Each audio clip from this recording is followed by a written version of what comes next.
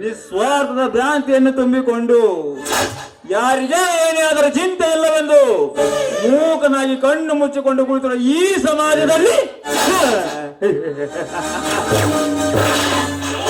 ನನ್ನ ತಾಯಿ ಸಾವಿಗೆ ಕಾರಣವಾದವರು ಯಾರೆಂದು ಇನ್ನೂ ಸುಳಿವೇ ಸಿಕ್ಕಿಲ್ಲ.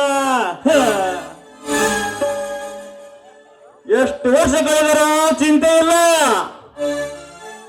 ಯಾವ ದೇಶದಲ್ಲಿ ಅಡಿಕೊಂಡರೂ ಬಿಡುವುದಿಲ್ಲ. ಅವನ್ಯಾರೆಂದು ಹುಡುಕಿ ತಂದು ಅವನನ್ನು ತುಂಡು ತುಂಡಾಗಿ ಕಡಿದು ಅವನ ರಕ್ತದ ಕೊಳೆಯಾಡಿ ನನ್ನ ತಾಯಿ ಆತ್ಮಕ್ಕೆ ಶಾಂತಿ ಕೊಡುತ್ತೇನೆ.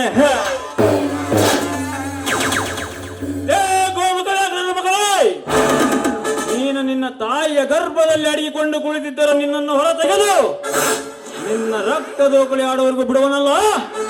ಈ ಗಾಯಗೊಂಡ ಗಂಡು ಹುಲಿ ವೀರ ಪರಾಕ್ರಮಿ ಪ್ರಶಾಂತ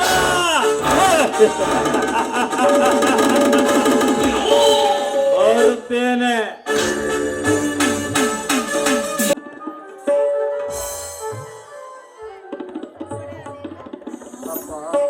ಮೇಘರಾಜ, ಈಗಲಾದರೂ ಸಮಾಧಾನವಾಯ್ತನಪ್ಪ ಈ ನಿನ್ನ ಕಠೋರವಾದ ಮನಸ್ಸಿಗೆ. 3-4 ವರ್ಷಗಳ ಬರಗಾಲ ಬಿದ್ದು ಈ ರೈತನ ರಕ್ತ ಹೀರಿದೆಯಪ್ಪ, ಈ ರೈತನ ರಕ್ತ ಹೀರಿದೆ.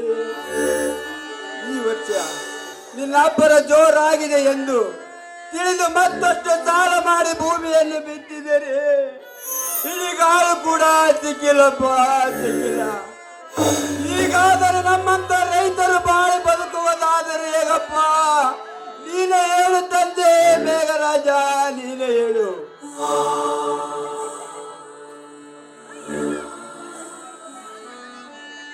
ಎತ್ತರ ಹಸಿರು ಪೈರು ಬೆಳೆದು ಈ ರೈತರ ಮನದಲ್ಲಿ ಆನಂದದ ಹೊಳೆಯನ್ನು ಹರಿಸಿಬಿಟ್ಟಿಯಪ್ಪ, ಆನಂದದ ಹೊಳೆಯನ್ನು ಹರಿಸಿಬಿಟ್ಟೆ.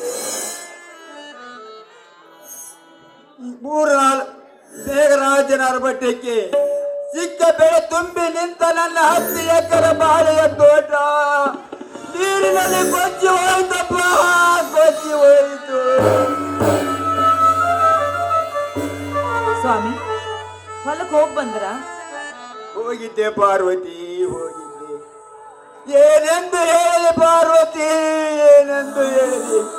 ಯಾಕ್ರಿ ನಿಮ್ಮ ಮಾತಿನಲ್ಲಿ ಆತಂಕ ಕಾಣ್ತಾ ಇದೆ? ನಮ್ಮ ಬೆಳೆ ಚೆನ್ನಾಗಿದೆ ತಾನೆ? ಏನೆಂದು ಹೇಳಲಿ ಪಾರ್ವತಿ, ವಾರದಿಂದ ಪಡೆದ ತುರಿತ್ರ ಮೇಘರಾಜನ ಅರ್ಬಟ್ಟಕ್ಕೆ ಮೇಲಿನ ಸೌದತ್ತಿ ಡ್ಯಾಮಿನವರು ನೀರು ಬಿಟ್ಟಿದ್ದಾರಂತೆ ಪಾರ್ವತಿ, ನೀರು ಬಿಟ್ಟಿದ್ದಾರಂತೆ. ಆ ನೀರಿನ ರಭಸಕ್ಕೆ ನಮ್ಮ 10 ಎಕರೆ ಬಾಳೆ ತೋಟ ತುಂಬಿ ನೀರಿನಲ್ಲಿ ಕೊಚ್ಚಿ ಹೋಯ್ತು ಪಾರ್ವತಿ, ಕೊಚ್ಚಿ ಹೋಯ್ತು. ಏನ್ ಹೇಳ್ತಾ ಇದ್ದೀರಾ ನೀವು? ಅಷ್ಟೇ ಅಲ್ಲ ಪಾರ್ವತಿ, 5 ಎಕರೆ ಒಳಗಟ್ಟಿ 7 ಎಕರೆ ಮೆಣಸಿನ ಹೊಲನು ಕೂಡ ನೀರಿನಲ್ಲಿ ಕೊಚ್ಚಿ ಹೋಯ್ತು ಪಾರ್ವತಿ, ಕೊಚ್ಚಿ ಹೋಯ್ತು. ಇರ್ಲಿ ಬಿಡ್ರಿ, ಪಾಲಿಗೆ ಬಂದಿದ್ದೆ ಪಂಚಾಮೃತ ಅಂತೇಳಿ ನಡೀರಿ, ಎಲ್ಲಾದ್ರೂ ಹೋಗಿ ದುಡಿದು ತಿನ್ನೋಣ ನಾವು. ಎಲ್ಲಿ ಹೋಗುತ್ತೀಯ ಪಾರ್ವತಿ, ಎಲ್ಲಿ ಹೋಗುತ್ತಿ? ಇದು ನಮ್ಮೊಬ್ಬರ ಕಷ್ಟವಲ್ಲ ಪಾರ್ವತಿ, ಇದು ನಮ್ಮೊಬ್ಬರ ಕಷ್ಟವಲ್ಲ. ಈಸೂರು ಗ್ರಾಮ ಇತ್ತ ಕಲ್ಬನಿ ಇಂಥ 10 ಹಲವಾರು ಹಳ್ಳಿಗಳ ಸಹಿತ ನೀರಿನಲ್ಲಿ ಕೊಚ್ಚಿ ಹೋಗಿದ್ದಾವೆ ಪಾರ್ವತಿ, ಕೊಚ್ಚಿ ಹೋಗಿದ್ದಾವೆ. ನಮ್ಮಂತ ಬಡವರ ಕಷ್ಟ, ಈ ರೈತರ ಕಷ್ಟವನ್ನು ಅರಿಯದೆ ಕರುಣೆಯೇ ಇಲ್ಲದೆ ಕಣ್ಣು ಮುಚ್ಕೊಂಡು ಮೂಕನಾಗಿ ಕುಳಿತು ಬಿಟ್ಟಿದೆ ಅಲ್ರಿ ಈ ಸರ್ಕಾರ.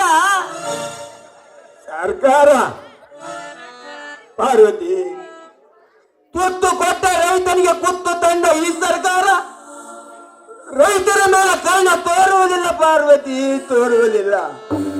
ಈ ರೈತರನ್ನು ಚೆಲ್ಲುವ ಶಕ್ತಿ ಸರ್ಕಾರಕ್ಕೆ ಎಲ್ಲಿದೆ ಪಾರ್ವತಿ, ಎಲ್ಲಿದೆ? ನಮ್ಮೂರಿಗೆ ನೆರಾವಳಿ ಆಗಿದೆ ಎಂದು ಪಕ್ಕದ ಊರಿನವರು ಅಡಿಗೆ ಮಾಡಿಕೊಂಡು ಬಂದು ಕೊಡುತ್ತಿರುವಾಗ ಅಲ್ಲಿದ್ದ ಸಣ್ಣ ಸಣ್ಣ ಮಕ್ಕಳು ಊಟಕ್ಕೆ ಪರದಾಡುವುದನ್ನು ನೋಡಿದರೆ ಈ ರೈತನ ಕರಳು ಕಿತ್ತು ಬಂದಂತೆ ಆಯಿತು ಪಾರ್ವತಿ, ಕಿತ್ತು ಬಂದಂತೆ ಆಯಿತು. ಒಟ್ಟಿನಲ್ಲಿ ಮಳೆ ಹೋದರೂ ಮಳೆ ಆದರೂ ಈ ರೈತನ ಒಡಲು ಕಣ್ಣೀರಿನ ಕಡಲು ಅನ್ನುವುದು ಎಂದಿಗೂ ಸುಳ್ಳಾಗದು ಪಾರ್ವತಿ, ಸುಳ್ಳಾಗದು.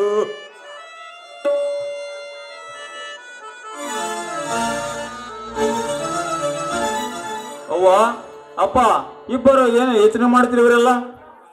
ಬಾ ಪ್ರಶಾಂತ ಬಾ. ಬಾರಪ್ಪ. ಯಾಕಪ್ಪ ನಿನ್ನ ಮಾತಿನ ಅರ್ಥ ಬೇರೆನೆ ಕಾಣುತ್ತಿದೆ. ಮತ್ತೆ ಆ ದೇಶ ಏನದು ಅಂದರೆ? ಅವ್ವ ನೀನಾದ್ರೂ ಹೇಳವ್ವ ಏನಾಯ್ತೆಂದು.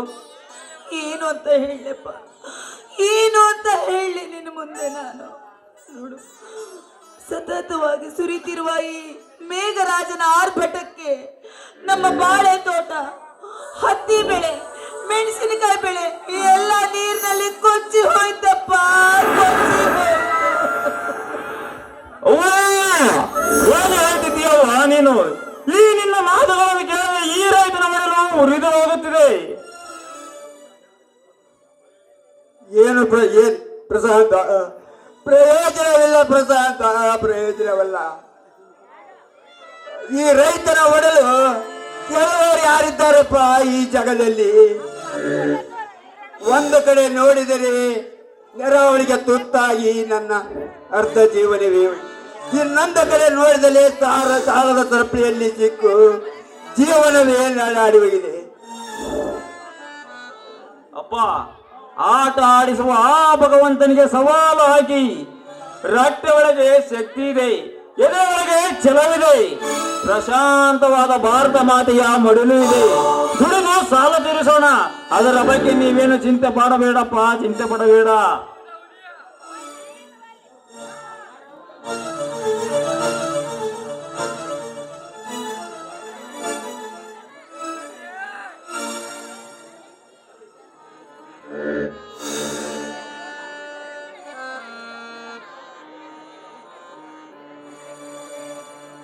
ಅಪ್ಪ ಶ್ರೀಕಾಂತ ಬಂದಿಲ್ಲವೇನು? ಈಗ ಬರ್ಬೋದಪ್ಪ.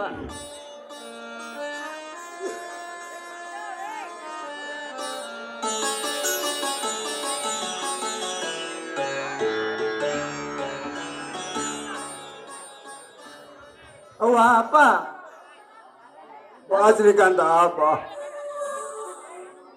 ಯಾಕಪ್ಪ ನಿನ್ನ ಮಾತು ಆತಂಕದಿಂದ ಹೊರಬರುತ್ತಿಲ್ಲ? ಯಾಕಪ್ಪ ಏನಾಯ್ತು? ಅವ್ವ ನೀನಾದ್ರೂ ಹೇಳು ಏನಾಯ್ತು ಅಂತ.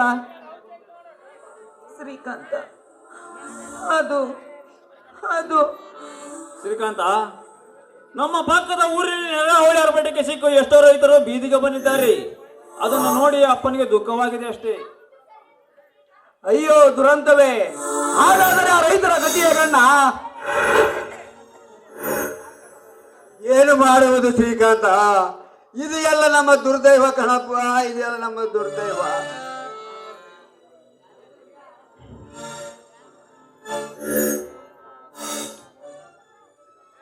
ಶ್ರೀಕಾಂತ, ಪ್ರಶಾಂತ ಬರ್ರಪ್ಪ, ಊಟ ಮಾಡೋಣಂತೆ. ಅಮ್ಮ ಊಟ ಮಾಡುವ ಮೊದಲು ನಾನು ಊರಿಗೆ ಬರುವಾಗ ನನ್ನ ಸ್ನೇಹಿತ ಕಿರಣ್ ಬಿ ಕಡಿಯಣ್ಣವನಿದ್ದಾನಲ್ಲ, ಅವರ ತಂದೆ ತಾಯಿಗೆ ಹಣವನ್ನು ಕೊಟ್ಟು ಕಳಿಸಿದ್ದಾನೆ.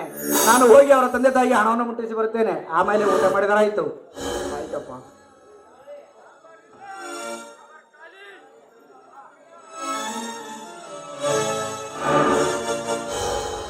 ಪ್ರಶಾಂತ ಗೆಳೆಯ ಪ್ರಶಾಂತ. ಬಾ ನರಸಿಂಹ, ನಿನ್ನ ದಾರಿಯನ್ನ ಕಾಯುತ್ತಿದ್ದೆ.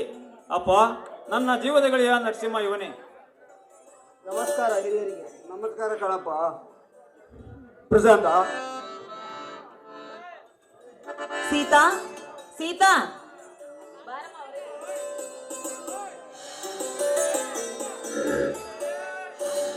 ಯಾಕವ ಯಾಕೆ ಹೋಗ್ತೀನಿ ನೀನು?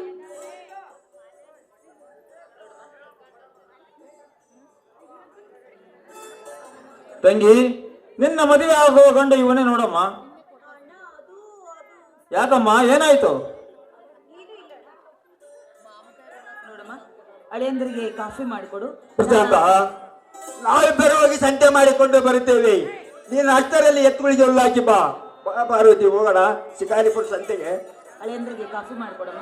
ಆದಷ್ಟು ಬೇಗ ನಾನು ಮಾರ್ಕೆಟ್ಗೆ ಹೋಗ್ತೀನಿ. ಶ್ರೀಕಾಂತ, ನಾನು ಎತ್ತುಗಳಿಗೆ ಹುಲ್ಲಾಕಿ ಬರುತ್ತೇನೆ. ಆಮೇಲೆ ಎಲ್ಲರೂ ಸೇರಿ ಊಟ ಮಾಡಿದರಾಯ್ತು. ಆಯ್ತು ಪ್ರಶಾಂತ. ಏನು ಕಳ್ಳನ ಮನಸ್ಸು ಹುಳು ಹುಳವೆ ಹೋಗಿ ಅಣ್ಣನ ಸ್ನೇಹ ಬಯಸಿ ನನ್ನ ಪ್ರೀತಿಯನ್ನು ಕೂಡ ಬಯಸಿ ಈ ಮನೆಗೆ ಹೆಣ್ಣು ಕೇಳುವ ನೆಪದಲ್ಲಿ ಬಂದ್ಬಿಟ್ರ? ಸೀತಾ, ನಿನ್ನ ಪ್ರೀತಿ ಬಯಸಿ ಬಂದವನಲ್ಲ ನಾನು. ನನ್ನ ಸ್ನೇಹಿತನ ಮಾತಿಗೆ ಬೆಲೆ ಕೊಟ್ಟು ನಿನ್ನನ್ನು ಮದುವೆಯಾಗಲು ಒಪ್ಪಿದ್ದೇನೆ ವಿನಃ ನನಗೆ ಬೇರೆ ಯಾವ ಉದ್ದೇಶವೂ ನನಗಿಲ್ಲ. ಇರ್ಲಿ ಬಿಡಿ. ಅಂತೂ ಈ ನರಸಿಂಹ ನನ್ನವರು ಅಂತ ಆದ್ರಲ್ಲ, ನನಗಷ್ಟೇ ಸಾಕು. ಈ ಸಂತೋಷಕ್ಕಾಗಿ ನಾನು ನಿಮ್ಮನ್ನ ಅಪ್ಪಿಕೊಳ್ಬೇಕು ಅಂತ ಅನಿಸ್ತಾ ಇದೆ. ಅಪ್ಪಿಕೊಳ್ಳ? ಸೀತಾ, ನಿನ್ನನ್ನು ಮದುವೆ ಆಗೋ ಗಂಡು ನಾನೆಂದು ಈ ಇಡೀ ಊರಿಗೆ ಗೊತ್ತು. ಇನ್ನೇನು ಯೋಚಿಸುವೆ ಸೀತಾ? ಬಾ ಸೀತಾ, ಈ ನಿನ್ನ ಮನದರ್ಶನ ಕೈ ಹಿಡಿದು ಹಾಡು ಒಂದು ಗೀತೆಯನ್ನ.